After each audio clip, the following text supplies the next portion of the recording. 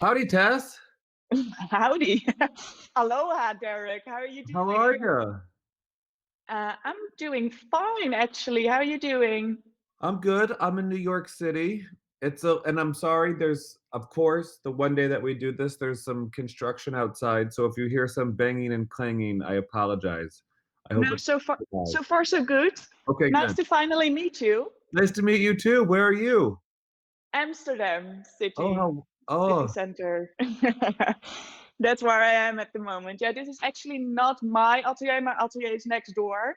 But as you can probably understand, there is like machines, sewing machines going 24/7.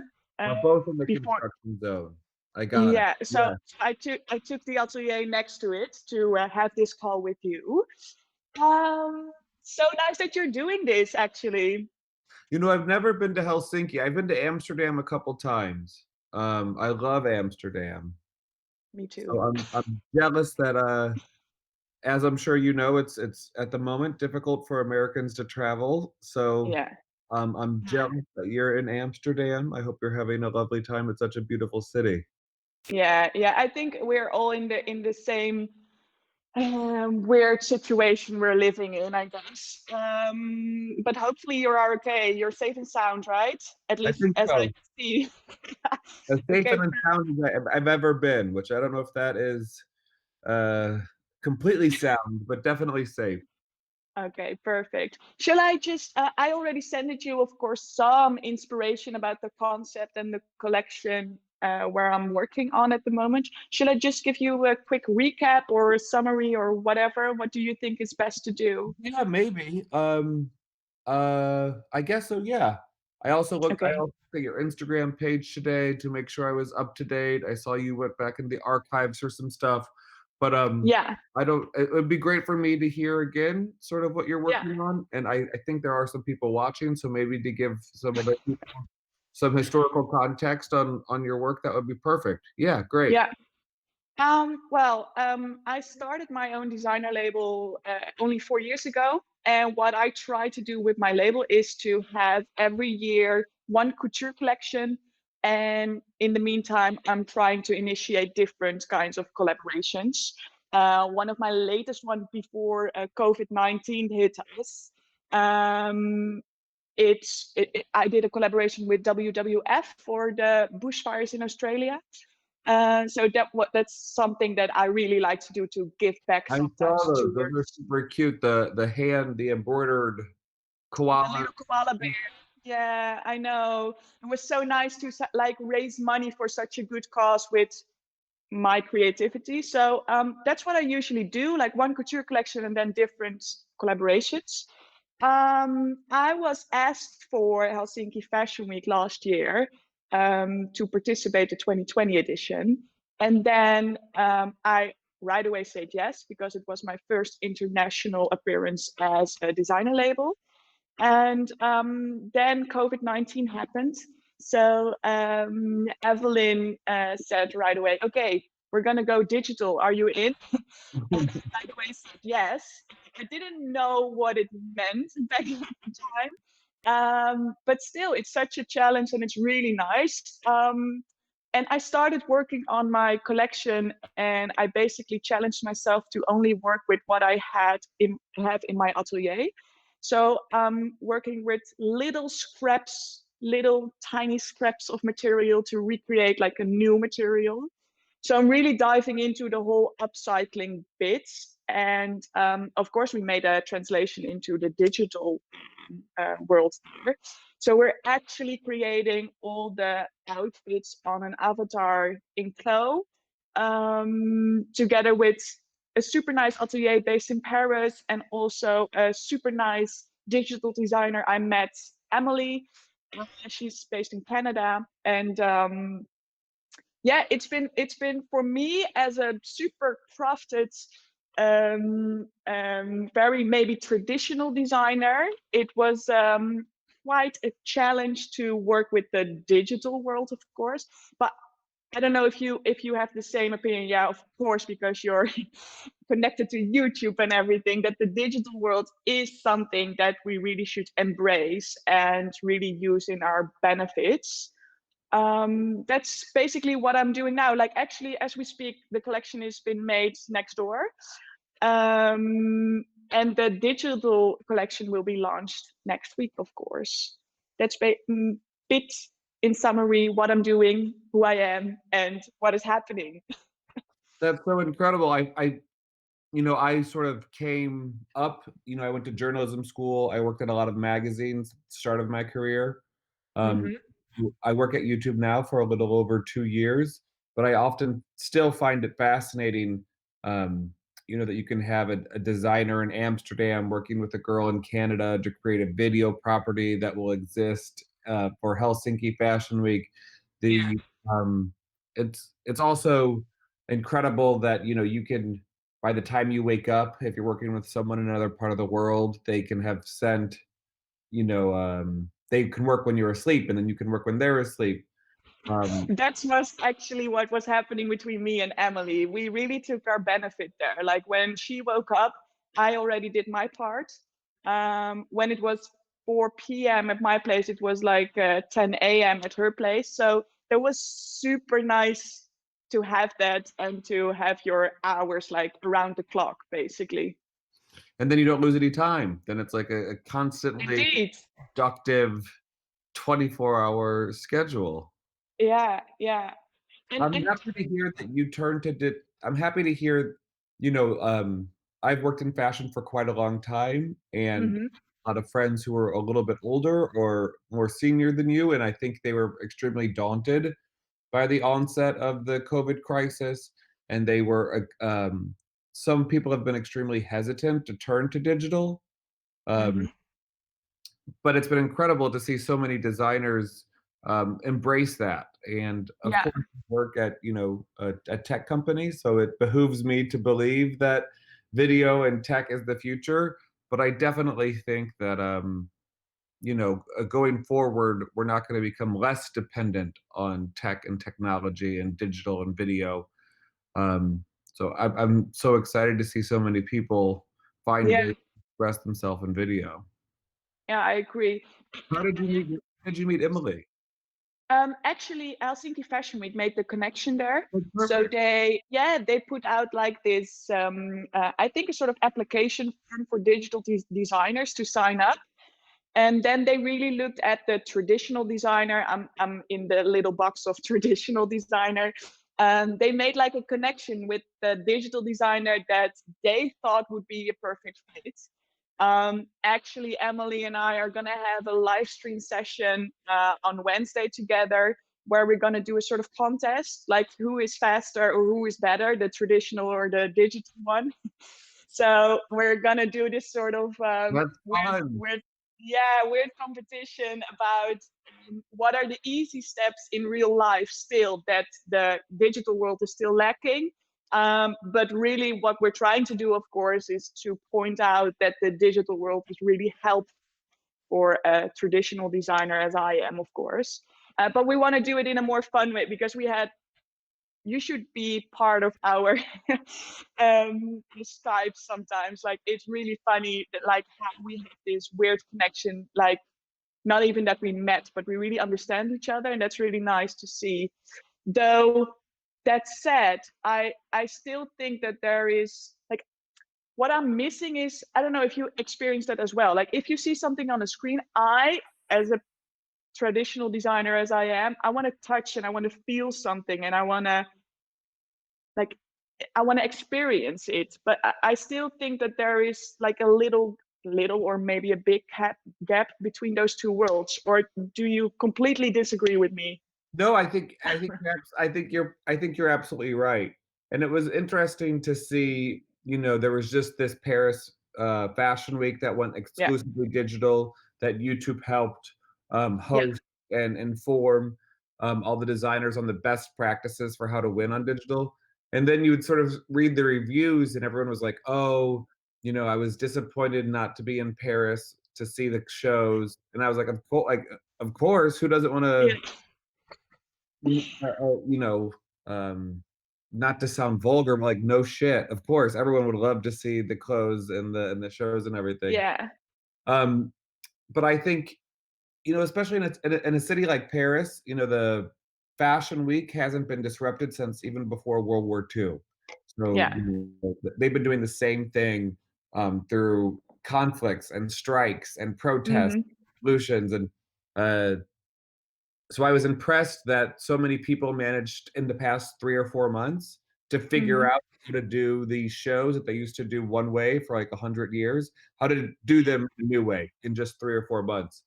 So Yeah. I do hope to your point that, going forward, there is obviously, you'll never be able to touch and feel a garment through your computer or your telephone, but, I definitely feel like there will be new ways to translate emotion and feeling and, um, the sort of passion of a show in video. Yeah. Yeah. What was sort of interesting, I thought, during that, French Fashion Week is that when everything was digital, it sort of it leveled the playing field, Yeah. um, meaning that, you know, in the past, the biggest designers would have the biggest budgets to do the most big and over the top fashion shows, but when you have to do something digital, you're in the same constraints. You know, you're like in a screen this big. There was a lot of young designers that I hadn't been too familiar with who did really cool videos, which I actually thought was interesting. I mean, Yeah. one thing I can say from YouTube is that oftentimes, having a bigger budget doesn't necessarily mean you have a better show. Um, No, I completely agree. Um, I also think that um, I'm with this kind of thing that I'm now working on. I really challenged myself to look beyond like digital design and like creating something in an avatar. I really want people to have like maybe it's even like 1 millimeter of the feeling that they are involved in the collection, or that they can feel it, they can like the emotional attachment. I think for my work is really important because of the crafts that I use and the small details in my couture work. And so I'm really trying to see how I can do that even more. I actually developed with Victoria Baldau. She is like this super inspiring Dutch person here, and she creates very, very nice filters for Instagram. And yeah, she's really talented. And we came up with the idea to like I built it also my own avatar digitally for this fashion show next week. So we wanted to give the people that are watching maybe just little touch, little emotion or experience of the collection by using that filter. So like the beauty look of the avatar we're sort of recreating. But do you think that it's gonna be like digital forever in the fashion industry, like the presentations, or are you more thinking in a sort of hybrid sort of way? I I I definitely think, people are gonna go back to more traditional shows, Mm, but I definitely think that a lot of people have also seen how far your reach is with yeah, digital. yeah, Um, you know, I actually think in September in Milan and in Paris, there's gonna be a lot of people doing shows the way that they used to. I think there'll be a certain amount, which I don't know from a public health point of view if that's a great idea to go back to. I I sincerely doubt that. I don't even know if Americans will be allowed in the country, so I don't know if I'll be in Milan and Paris. But I definitely think that a lot of the designers in Milan and Paris will do traditional shows again. yeah, Um, I think maybe the seats will be more spread. You know, I'm sure there'll be some sort of uh, observation of the new world that we're living in. Um, there's this word that I've heard so much lately. Have you heard fidgetal?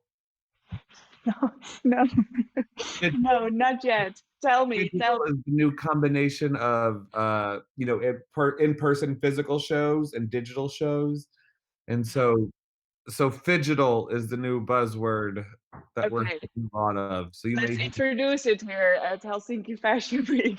hear, yeah, it's Fashion Week debut, fidgetal. So I think Digital. we see a lot more fidgetal events in in September. Yeah. But as a designer, are you daunted by digital? I mean, of course, I know what you do. You know, you're so many of your references are lingerie, which is so intimate and delicate and light, and so much of what makes lingerie special is the delicacy and intimacy of everything. They're called intimates. Um, which that is quite daunting from a phygital point of view. Yeah. Um, how do you sort of plan on representing yourself in the digital space? I think for me the challenge was mostly like the construction and the details that was really challenging to use the program for. But I really believe that also with lingerie inspired items like corsets, it's so much about fit. Like you're counting in millimeters instead of centimeters. So for me, more construction wise, it's really, really helpful to make to use digital more as a tool than as maybe an end presentation. But still, what I really like about it, like the atmosphere that I always try to create with my looks, like actually now I'm also preparing a physical more presentation, not like a catwalk show about the collection that's been made here in Amsterdam. I'm searching for a super nice location that fits the concept, that fits what I'm working on and the details that I'm working on. But with the digital presentation, and you can actually create whatever you want. So we created our own environment, we created our own avatar. And I think the experience, though, even though it's from a screen, like the sky is the limit. And I think that is super interesting for a creative person to really create an ATC like environment where people can um, dive into your own world of creation. And I think that is really nice to see. I do think that the gap needs to be smaller between the physical and the digital world. Um, I really see some benefits, but still for me as like I really also think that we should use it as a tool to make the industry more conscious, to help like technical issues. So yeah, for me it's really nice. I think it's I'm really still learning a lot, but Me and it's too. yeah, completely out of my comfort zone, but I'm always up for a challenge, to be honest. That's probably the right way to look at it all too. Yeah, I agree. And I see we have a question. We have super nice questions on the phone. Let me see. Derek, how do you think the media is embracing 3D design? Um, to be very honest with you, I think oftentimes the media responses to these advances in technology are not the most abrasive. Excuse me. I mean, I even think the media's response to Digital Fashion Week was a bit Hmm. reticent. Excuse me. No I'm worries. dying. Um, I do think there's some people in media have responded very well to 3D. Yeah, But I'd like to see more people coming around to it. Um, I'm super inspired by 3D, um, and I think all these advancements in technology, they're only going to go further in the direction of consumer goods. They're yeah, not going to we're not going to forget about digital shows or 3D printing or 3D design or avatars or digital fittings. So I yeah, actually think it behooves the media to embrace a lot of this stuff. yeah. Um, And there are so many ways you can be creative with digital design. Like you can see that for instance, like there are collections filmed like in short movies that you can experience with actual models, but or as we are doing now, that we are completely recreating it virtual. It's like there's so many, like it's not just digital or physical. Um, it's what did you say? Phygital. Like it needs to be, it needs to be one. Like there's so much more open to it. I think in presenting your work. And I only hope that what is happening is a sort of eye opener to see what is more possible instead of restrictions like that you can't or you have to do it like this. And I don't think there is one way that we all should do it, but if we just, I think the digital world we just have to use and embrace more in the creative industry, to be honest. Yeah. I went to the a couple years ago, I went to the Nike headquarters in Oregon, Yeah. and they were, like, 3D printing shoes. So they would, like, take, a scan of your foot and then, 3D print a shoe that fit perfectly, and I was like, "How come every newspaper or, how come everyone isn't writing about this? This is couture footwear, couture sneakers, like, how can this is incredible."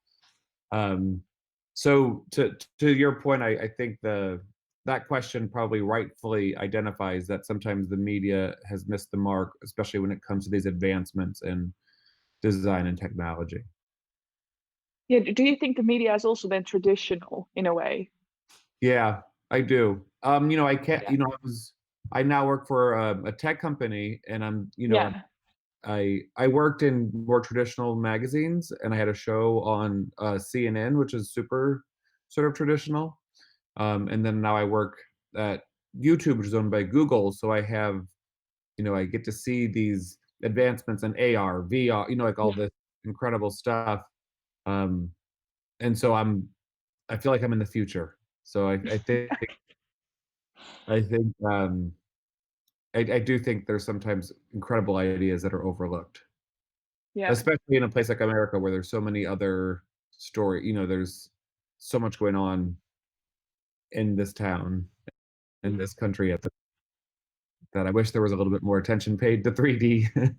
Yeah, I completely agree with you on that.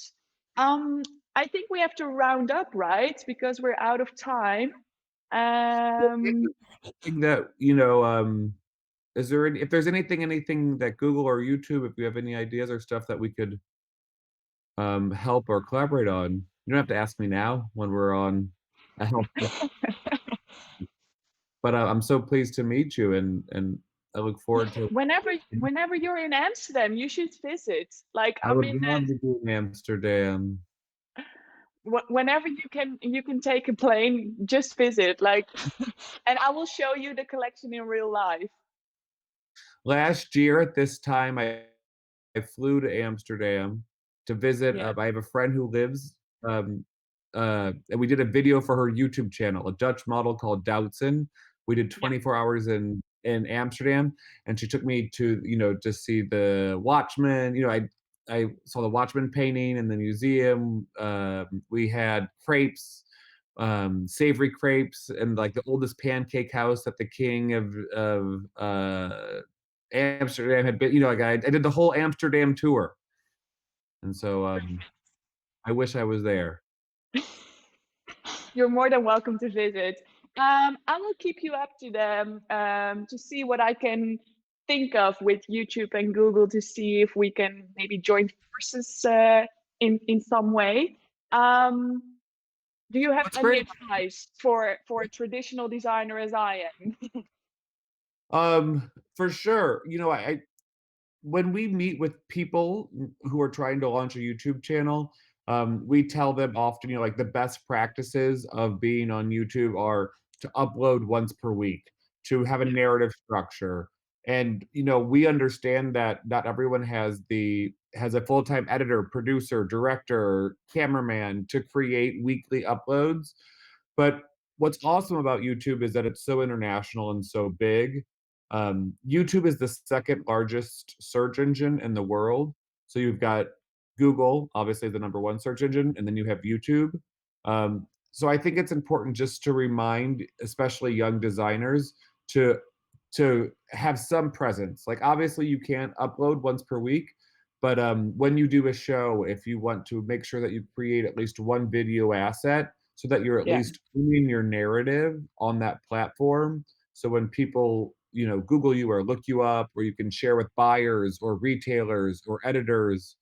Um, my biggest tip is just to make sure that you're owning your own narrative on YouTube. yeah. Um, And I think that that was harder 2 years ago when people were really focused on shows as Yeah, opposed to video content. I think now, especially right now, when everything is so digital, people are understanding, the importance of storytelling through video. yeah, You know, if you look at, Jacquemus had a show a couple days ago, and I think there was, like, maybe 40 people. It was beautiful, and it was so scenic, and it was yeah, really good for the people in the audience, yeah, but it was also, I think there were a handful of people there, but, there's now thousands of people that have seen it on Instagram. They uploaded yeah, their video yesterday on YouTube. YouTube is a Instagram does very well for people looking at content immediately, but YouTube has a very long shelf life, yeah. so I think there'll be a lot of views on that. So I get sorry, that this is a very long-winded answer. I should have I just love said, it. something on YouTube is what I meant to say. Yeah, Just when people are looking you up, they can easily find a video asset of what you do, you yeah, know, yeah. there. I Your answer. Yeah. Oh, that's really nice. Thank you so much. Yeah, I really agree on the fact that people are like putting more attention to like the process or to like what is happening, storytelling, etc., than only that, well, what is it, 10 minutes of fame from a fashion show. So I completely Yeah, agree that that's something I like. I'm not very a person that wants to be in the picture or in the spotlight. Like, just put me behind my sewing machine and I'm very comfortable. But I know it's sometimes for creative people, it's like so challenging to present themselves or to create such things for to put on YouTube or yeah. whatever. Um, but I know it's something that's always lacking or something. I don't know. I don't know. But I'm trying. Thank you so much, Derek, for your time. My pleasure. I'm happy to see you. Yeah, and do you have another mentor session, or is it just me? I have you, and I have, a British designer, Patrick, that I think I talk to next week. Ah, okay, perfect. Well, say hi to him for me, I please. I will. haven't met him yet. It's funny, I think, I smiled when you said Helsinki Fashion Week put you in touch with Emily, your digital person. They also put me in touch with you and also with Patrick, so, Yeah, they're very good at matchmaking. They're yeah, connecting the dots. yeah. Yeah, it's like yeah, it's really they're connecting the dots indeed. Yeah. Okay. Thanks. I Great think to meet this you, was Tess. it, right? Yes, Yeah, great to meet you too. Have enjoy a your lovely summer, and day. you too.